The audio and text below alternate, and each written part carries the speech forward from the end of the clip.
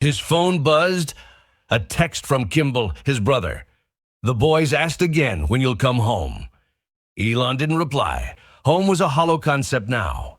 Musk stood at the edge of the SpaceX hangar, his shadow stretching long under the sodium glare of industrial lights. The Starship loomed behind him, a skeletal giant of steel and ambition. It was 2:47 a.m., and the Texas desert wind carried the smell of burnt rocket fuel and loneliness. A Silicon Valley mansion filled with empty rooms and half-packed moving boxes.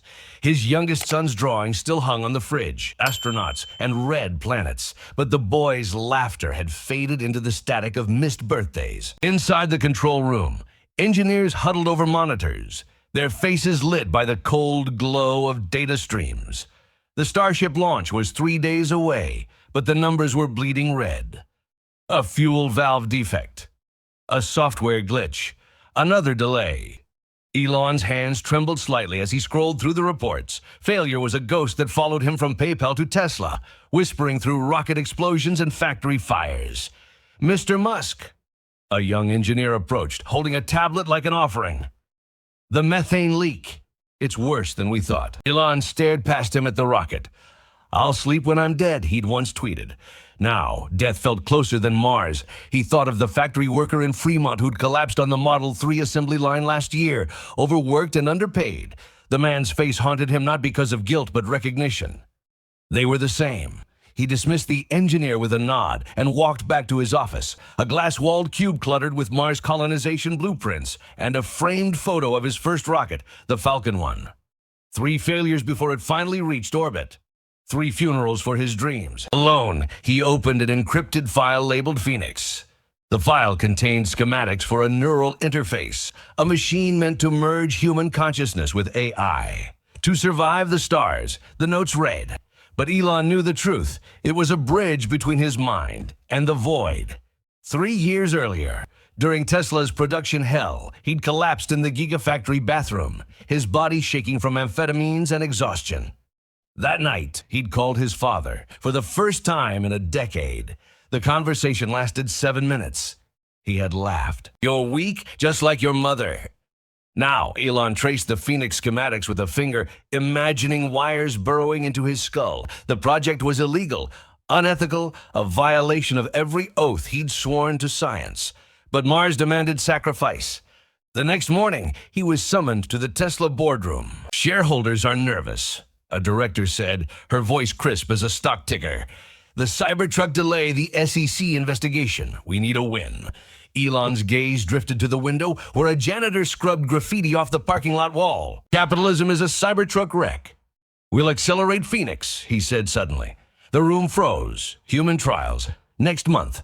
Elon, do it. That night, he drove to the home of his eldest son, Xander. The boy answered the door in a faded SpaceX hoodie, his eyes wary. I'm giving you the Mars settlement shares, Elon said, thrusting a folder at him. Xander didn't take it. Is this another PR stunt, like when you gave away all your homes? The word stung. Elon's philanthropy had always been a performance, a way to outrun the ghosts of apartheid emeralds and lithium mines. I need you to understand, he said, voice cracking. Everything I've built it's for. For who? Xander snapped. The billionaires buying joyrides. The kids in Congo mining cobalt for your batteries.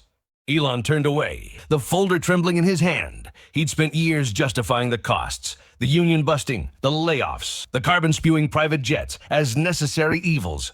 Now, the math failed him. The Phoenix trial was held in a secret SpaceX lab. Elon lay on the surgical table, electrodes snaking from his temples to a humming mainframe. Last chance to back out, the lead engineer said. Elon closed his eyes. He saw his mother, May, holding him after schoolyard bullies broke his nose. They fear what they don't understand. Proceed. The machine activated. For 17 seconds, he became God. The collective pain of his workers, the migraines from 16-hour shifts, the numb hands tightening bolts, the stillborn dreams, flooded his mind. He screamed. Then, silence. Elon emerged changed. The next day, he halted Phoenix indefinitely and announced universal stock options for every Tesla employee. The board threatened mutiny. Let them, he told Kimball over whiskey that night. I've spent my life building cages. First for myself, then for the world. His Twitter post went viral at dawn. Going to Mars isn't about escaping Earth. It's about learning to save her, starting with us. Critics called it another empty promise.